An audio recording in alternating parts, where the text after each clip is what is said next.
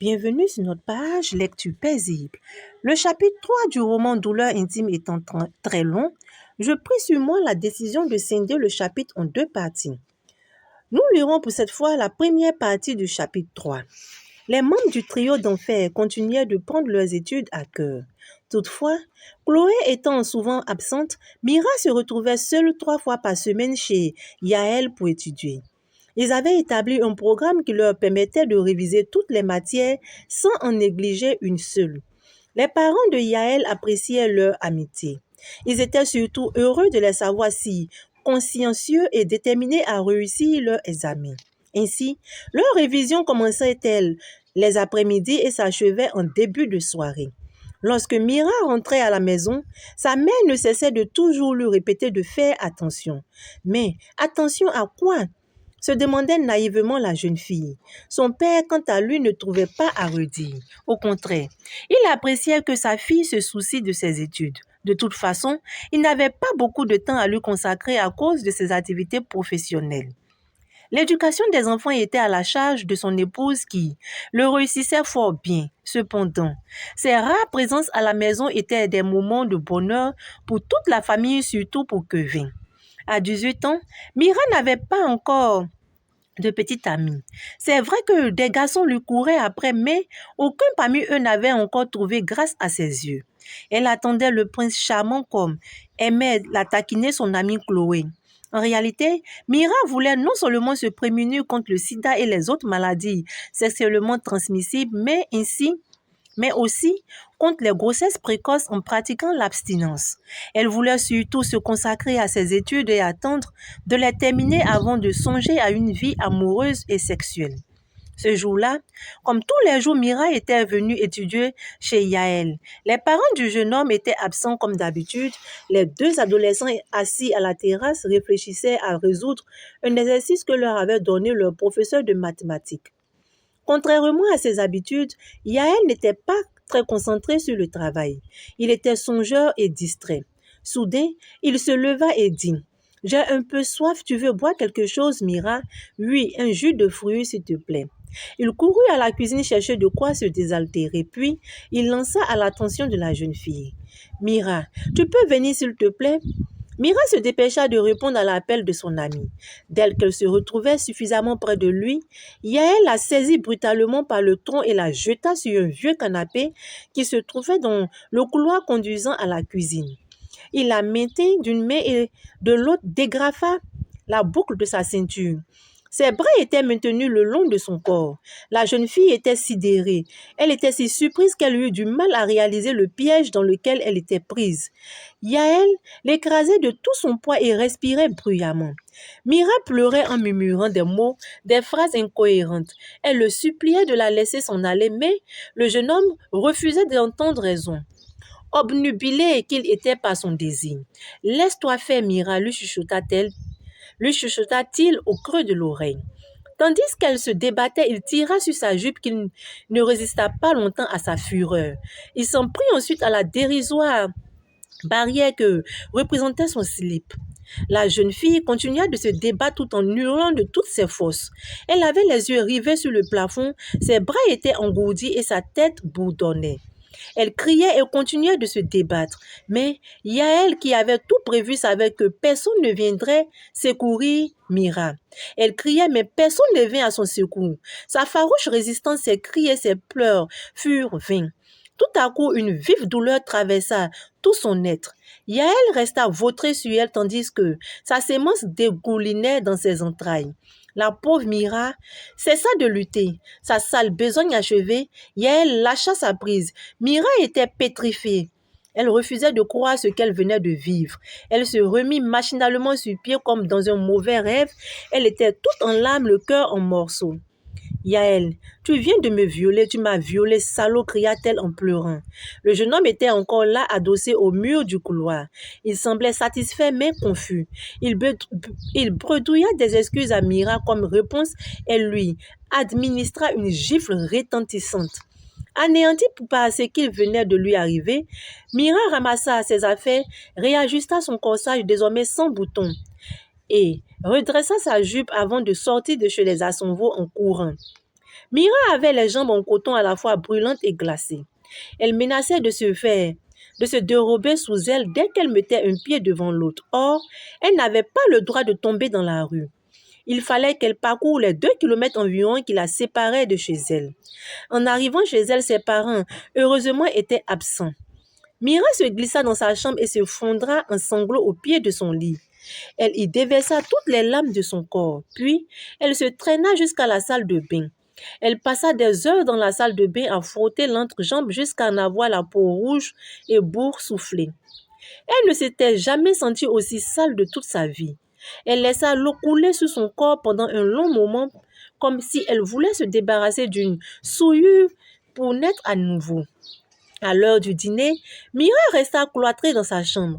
Lorsque sa mère vint la trouver pour s'enquérir de ses nouvelles, elle protesta un épouvantable mal de tête. Toute surprise, sa mère ressortit sans chercher à en savoir davantage. Néanmoins, elle lui rapporta un cachet et un verre d'eau. Mira grelottait, sa mère soupira et la recouvrit du grand pagne qui lui servait de couverture. Ce fut l'une des nuits les plus horribles de la vie de Mira. Le lendemain, elle ne se rendit pas au cours. Sa maman lui donna encore un cachet avant de partir au bureau. Mira resta alitée toute la journée. Chloé, ayant remarqué l'absence de Mira à l'école, s'en inquiéta, surtout qu'elle avait essayé en vain de la joindre sur son téléphone portable. Intriguée par cette situation, Chloé se déporta chez son amie et la trouva couchée en pleurs.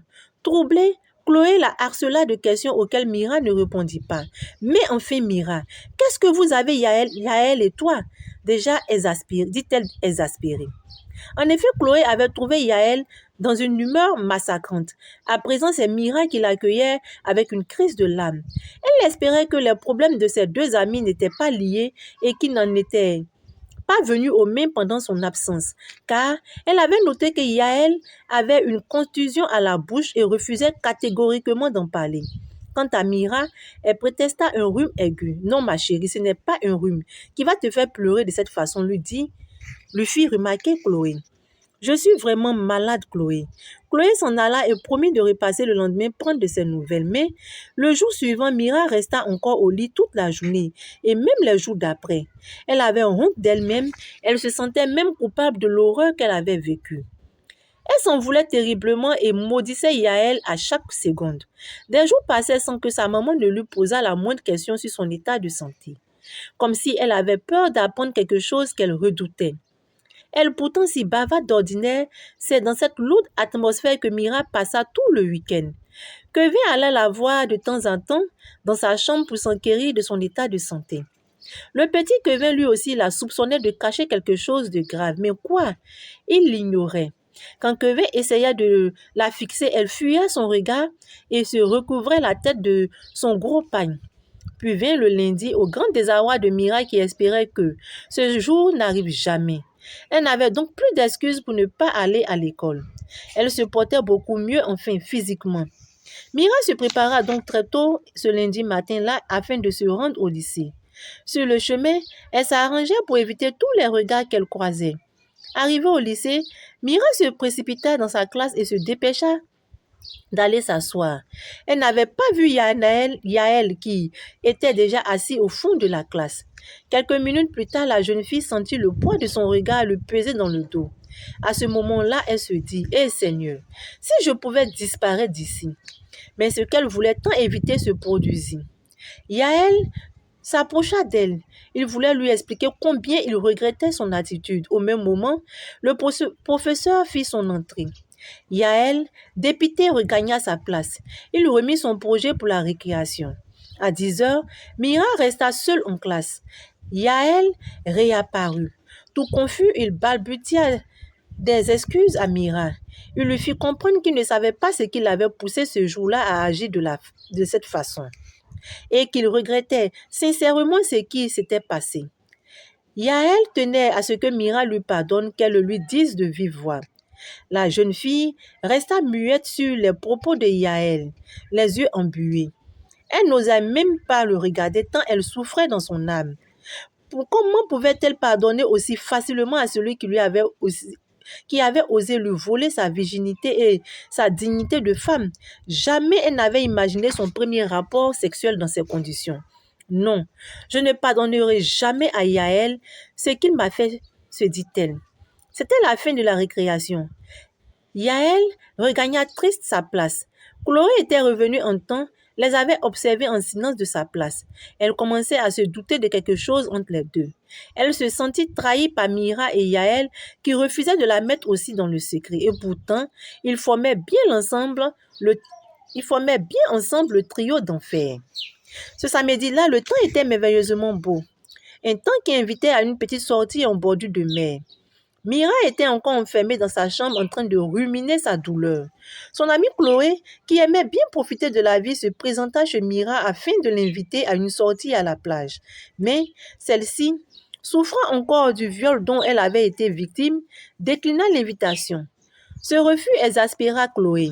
Elle était de plus en plus convaincue que le supposé mal de son amie était lié au refroidissement subi des rapports entre Yaël et Mira. Chloé en avait marre que ses deux amis lui cachent quelque chose qui semblait être grave puisque ceux-ci ne se parlaient presque plus. Elle profita donc de sa présence chez Mira pour exiger qu'elle lui explique enfin ce qui se passe avec Yaël. À bout de force, Mira accepta l'invitation de Chloé. À bord de voiture des parents de Chloé, le chauffeur déposa les deux jeunes filles dans un glacier du quartier. Dès qu'elle eut fini de passer commande, une avalanche de questions s'abattit sur la pauvre Mira. Mira, que me caches-tu? N'as-tu plus confiance en moi? Nous sommes pourtant des amis. Si, Chloé, tu sais très bien que nous sommes plus que des amis, dit-elle la tête entre les mains. Mais alors, pourquoi refuses-tu de me dire ce qui t'afflige tant? Tu sais, Chloé, je ne sais même plus où j'en suis moi-même. Je suis désespérée. Oh, Mira, je suis ton amie et je suis là pour toi, fit Chloé, pour consoler son amie. Les deux jeunes filles se seraient l'une dans les bras de l'autre comme elles avaient l'habitude de le faire. Mira, ainsi rassurée, accepta de conter à son amie ce qui lui était arrivé. « J'ai été violée, Chloé », réussit-elle à dire avant de se fondrer en larmes.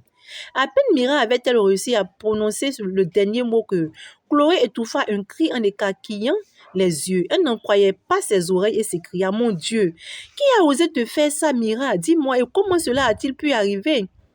Chloé resta interloquée quand Mira lui apprit qui était l'auteur de ce viol. Elle tombait des nues. « Oui, Chloé, Yaël m'a fait ça. » Chloé, touchée par ce qui était arrivé à son amie, la prit dans ses bras pendant quelques minutes. Puis, comme mue par une petite jalousie, elle la repoussa légèrement.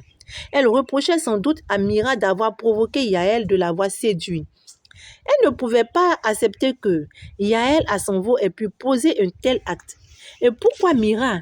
J'avais pourtant été à plusieurs reprises seule avec Yaël chez lui, pensait la jeune fille. Pour Chloé, il y avait certainement des non-dits dans cette affaire. Dis-moi, ma chérie, es-tu sûre que tu n'as pas provoqué un peu Yaël? Quoi? C'est ton amie, comment oses-tu, Chloé? Se sentant insultée par son amie, la jeune fille se leva brusquement de son siège et s'en alla.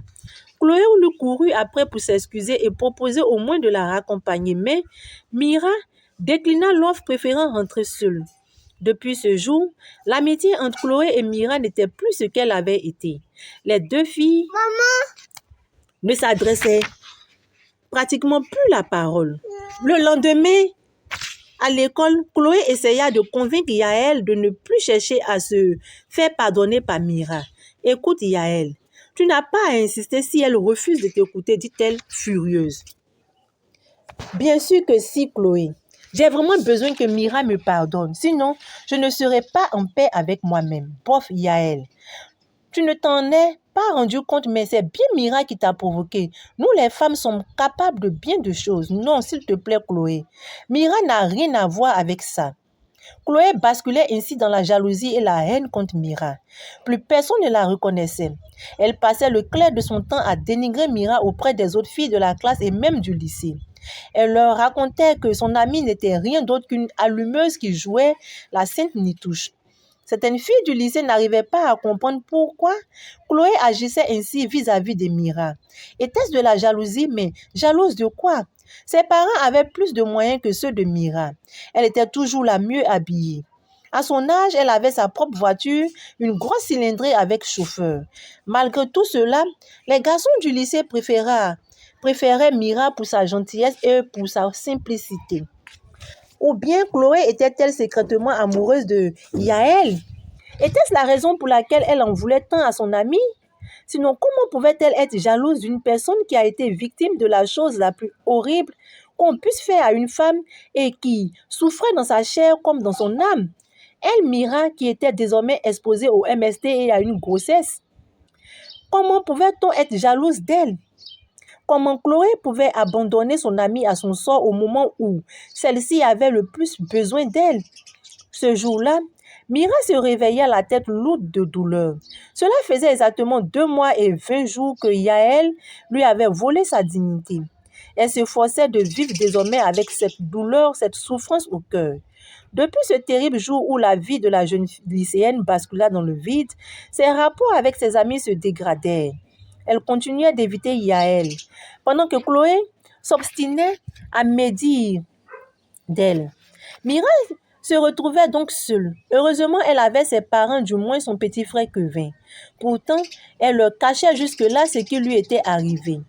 En effet, qu'est-ce qu'ils penseraient d'elle quand ils l'apprendront? Il faudra pourtant que Mira trouve la force de se confier à ses parents, notamment à sa mère qui se doutait bien que quelque chose clochait. Ce secret était trop lourd à porter pour elle toute seule. Mira avait très mal à la tête et au ventre ce matin-là. Soudain, elle pensa à ses monstrues, qui n'étaient pas encore apparus depuis. Non, pas ça, mon Dieu. Ce serait une horreur, s'écria-t-elle. Mira se leva d'un bond de son lit. Elle prit une douche rapide et vint s'asseoir à sa table d'études, ne sachant trop quoi faire. Puis, une idée vint illuminer son esprit. La jeune fille se souvint d'une amie de sa maman, tante Lise Marie, qui était sage-femme à la maternité de la ville. Pourquoi n'y avais-je pas pensé plus tôt, se dit-elle. Mira décidait donc d'aller la rencontrer afin de se faire consulter. Il fallait qu'elle en ait le cœur net. Elle sortit de sa chambre en courant presque. Sa maman s'en inquiéta. Mira, où cours-tu de si bonne heure? Et tu ne prends pas ton petit déjeuner? Plus tard, maman, il faut que je cours chez une amie de classe pour récupérer des documents que je lui avais prêtés. Fit sa maman soupçonneuse. C'est ainsi que Mira se rendit au domicile de la sage-femme. Tante Lise Marie était une femme au grand cœur. Elle savait rassurer quand il le fallait. Elle était toujours disponible pour ses nombreuses patientes. C'était vraiment une sage femme. Tante Lise Marie l'accueillit les bras ouverts comme à son habitude. Elle était heureuse de revoir la jeune lycéenne. La jeune femme proposa à Mira un verre de jus de fruits qu'elle refusa, prétextant qu'elle avait déjà pris son petit déjeuner. La jeune fille n'avait envie que d'une seule chose, en savoir davantage sur son état de santé, puis retourner rapidement à la maison avant que sa maman ne s'inquiète. Tante Lise Marie demanda les nouvelles à Mira. Avec une voix émue, la lycéenne commença à lui parler de son groupe d'études, de leur séance de révision chez les Assenvo et surtout de son viol, puis du rejet dont elle fait l'objet par ses amis. Tata, aujourd'hui je vais mal et j'ai peur, finit-elle par dire en sanglotant. As-tu eu tes menstrues le mois dernier? Interrogea la sage-femme. Tata, ce dernier mois je saigne anormalement. Je ne comprends pas ce qui m'arrive. Très bien, ma fille. Laisse-moi prendre mes clés, nous allons nous rendre au bureau. Il me faut te faire un examen. Le cœur de Mira fit un bond. Un examen? Est-ce si grave? S'interrogeait la pauvre fille. Peu de temps après, Mira et la sage-femme se retrouvaient à la maternité. Dans son bureau, elle demanda à la jeune lycéenne d'ôter ses vêtements et de s'allonger sur le lit. Prise de panique, Mira s'empressa de confier à tante Lise que personne, ni même sa mère, ne savait qu'elle était venue se faire consulter. La sage-femme la rassura qu'elle ne le répéterait à personne. Allongée, elle vit la sage mettre des gants blancs et avancer vers elle. Pendant qu'elle examinait l'expression de son visage, en disait long sur ce qu'elle venait de découvrir. Des larmes se mirent soudainement à rouler sur les joues de Mira. Elle redoutait le diagnostic de la sage. Celle-ci lui demanda de descendre de la table et de se rhabiller. Puis, elle vint s'asseoir à côté de Mira. « Ma fille, tu portes une grossesse d'environ 3 mois. » Mira laissa entendre une voix rauque, tremblante et entrecoupée. Puis, elle se fondra en pleurs dans les bras de tante Lise Marie. « Mon Dieu, 3 mois de grossesse sans que je ne m'en sois rendu compte. Que vais-je devenir? Mes parents vont me tuer, hurlait-elle. Ne te mets pas dans un tel état, ma fille. Je sais que ce ne sera pas facile, mais nous allons étudier la situation et prendre la décision qui s'impose. Comment est-ce possible, ma tante? Je saignais régulièrement. Oh mon Dieu! Oui, ma fille, c'est tout à fait possible. Certaines femmes ont leur menstruation durant toute leur grossesse et juste quelques mois. C'est un cas rare, mais bien réel. Eh Seigneur, pourquoi faut-il que ce soit moi? Je suis morte, ma tante. Si tu ne m'aides pas à avorter, ne cessez de crier Mira. Attention, Mira, je ne veux pas t'entendre dire des choses pareilles. Rentre tranquillement à la maison et reviens me voir demain. Nous trouverons bien une solution. Mais laquelle, tante Marie-Lise? Je suis perdue. Mira sortit du centre de santé complètement anéantie. Elle ne sentait plus ses jambes comme cet après-midi du viol où son existence se transforma en un film d'horreur. Tout se mit à défiler dans sa tête. Ses études, la réaction de ses parents, Yaël, Chloé, son examen prochain. Pourquoi moi, Seigneur, se lamentant-elle? Mira chancelait le long de la route sans savoir où elle allait. Elle manqua même à 2 reprises de se faire renverser par des automobilistes. Elle n'avait que ses larmes pour l'accompagner dans ce drame qui était le sien. Yaël avait gâché son existence, s'écria-t-elle. Pourquoi moi? Qu'ai-je fait, Seigneur, moi qui suis restée sage et qui me réservais à mon futur mari? Voilà que tout s'écroule autour de moi. Avant de rentrer à la maison, Mira fit en sorte de ne rien laisser paraître. Kevin l'accueillit avec son habituelle bonne humeur. Mais son petit frère remarqua que sa sœur était de mauvais poil. Mira s'enferma dans sa chambre pour éviter les regards et les questions de sa maman. Elle protesta des cours à réviser. Mira était couchée dans son lit, pensant et repensant à son entrevue avec tante Lise Marie. Elle voulait tellement que la sage se soit trompée dans son diagnostic. Sinon, comment allait-elle vivre avec cette grossesse? Ils avaient donc raison, les professeurs qui expliquaient en EDHC qu'il pouvait suffire d'un seul rapport sexuel non protégé pour qu'une fille contracte une grossesse si ce rapport se passe pendant sa période d'ovulation. Ce rapport sexuel l'exposait aussi à des maladies sexuellement transmissibles. Rien qu'à penser à tout cela, le cœur de Mira s'étranglait de rage. Elle n'avait jamais vraiment pris au sérieux ses explications, car, disait-elle, je n'aurai mes premiers rapports sexuels qu'une fois mariée. Je ne suis donc pas concernée par ces choses-là. Mais voilà que la vie en avait décidé autrement. À l'heure du dîner, Mira resta silencieuse. Elle mangeait sans appétit, le nez dans l'assiette. Son père, qui l'avait remarqué, lui demanda: « Mais qu'est-ce qui ne va pas, ma chérie? » « Rien, papa, je suis juste un peu fatiguée par les multiples révisions de ces derniers temps, c'est infernal. Repose-toi un peu, Mira, il ne faut surtout pas que tu tombes malade. »« Oui, papa, mais ne t'inquiète pas, ça ira, » dit-elle pour rassurer son papa. Au même moment, Mira sentait le lourd regard de sa mère lui poser dans le dos. Heureusement qu'elle n'intervint pas dans la causerie. Mira était pressée que le repas prenne fin. Elle voulait regagner au plus vite sa chambre. Elle qui aimait tant regarder les programmes télévisuels du samedi alla donc s'enfermer dans sa chambre. La nuit fut très longue. Mira ne trouvait pas le sommeil. Elle laissa libre cours à ses pensées qui allaient et venaient inlassablement. Cette anxiété était due au rendez-vous qu'elle avait avec tante Lise Marie le lendemain. Et pourtant, il fallait qu'elle dorme si elle ne voulait pas être en retard. Le lendemain, tôt le matin, Mira se prépara rapidement pour se rendre chez la sage-femme.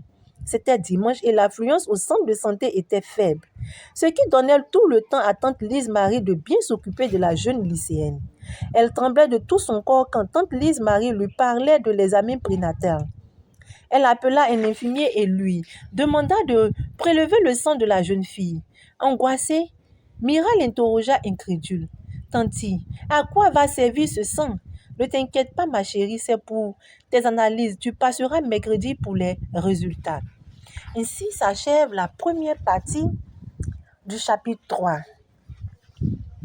Je suis abasourdie après cette lecture, je reste sans voix. Je comprends que j'ai eu assez de chance, car lorsque j'étais également en classe de terminale, j'ai étudié avec 2 jeunes garçons, mes amis de classe, avec qui je restais bosser au lycée jusqu'à 18h, 19h, et tous 3 nous prenions la route pour rentrer à la maison. Ça aurait pu être moi à la place de Mira. Ça aurait pu être une autre de mes camarades aussi qui étudiait avec certainement d'autres amis de classe. Je comprends maintenant aujourd'hui quelle imprudence j'ai eu à étudier avec des garçons durant de longues heures d'après-midi jusqu'à tard, jusqu'à 19h. Car Mira n'a pas demandé cela. Elle se préservait tout comme moi quand j'avais son âge et me consacrait à mes études. Diantre la vie. Une jeune et sage jeune fille qui s'adonne à ses études, qui se consacre corps, cœur et âme à ses études et la voilà se fait violer par l'un de ses amis de classe avec qui elle étudiait. Et pour cette, je ne pourrais pas dire une erreur, car ce n'est pas une erreur de sa part. C'est lui qui a commis cette erreur et pas elle. Elle en est la victime. Et pour avoir été victime de viol, la voilà du jour au lendemain qui se retrouve enceinte. J'aurais bien voulu que Mira se confie à sa mère, mais je peux la comprendre. Lorsqu'on traverse ce genre de situation, on a peur de se confier à sa propre famille. Quelle tristesse pour une jeune fille dans la fleur de l'âge, une fille qui avait la tête pleine de rêves, une fille qui était consciencieuse, qui ne rêvait que de ses études, une fille qui voulait coûte que coûte avoir le bac avec mention et qui pour cela bossait en groupe avec ses amis de classe. Quelle fille! Oui, la vie renferme vraiment des choses qu'on ne peut prévoir. Et vous, que pensez-vous de la première partie du chapitre 3 de notre roman Douleur intime? J'attends vos avis, vos échanges et pour voir si nous sommes sur la même longueur d'onde et si nous partageons tous la tristesse qu'éprouve actuellement celle dont nous lisons, celle dont nous lisons l'histoire Mira. Sur ce, je vous dis au prochain chapitre avec la deuxième partie de notre chapitre 3. Bye!